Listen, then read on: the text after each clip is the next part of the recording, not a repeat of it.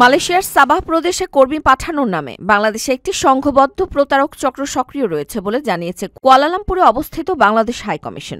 শুক্রবার ১ আগস্ট এক সতর্কীকরণ বিজ্ঞপ্তিতে হাইকমিশন জানায়, এসব চক্র বাংলাদেশিদের কাছ থেকে পাসপোর্ট ও নগদ অর্থ সংগ্রহ করছে। অথচ মালয়েশিয়ার ওই প্রদেশে কর্মী নিয়োগের বিষয়ে এখনও বাংলাদেশ ও মালয়েশিয়ার মধ্যে কোনো চুক্তি বা সমঝোতা স্মারক সই হয়নি।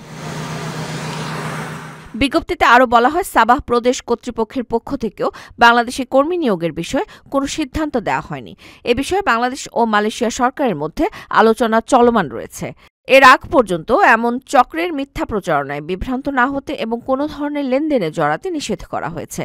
হাইকমিশন জানিয়েছে, সাবাহ প্রদেশে কর্মী নিয়োগ শুরু হলে সেটি কেবল কুয়ালালামপুর হাইকমিশনের ওয়েবসাইট ও অনুমোদিত মাধ্যমে জানানো হবে। বাংলাদেশিদের প্রতি আহ্বান জানানো হয়েছে যেন তারা প্রতারক চক্রের ফাঁদে পা না দেন এবং তথ্য যাচাই না করে কোনো অর্থ লেনদেন না করেন। প্রিয় প্রবাসী, আপনার নিরাপদ ভবিষ্যতের জন্য অর্ধেক দামে আজই ফ্ল্যাট বুকিং করুন। ঢাকায় প্রবাসী সিটি দিচ্ছে সীমিত সময়ের স্পেশাল অফার।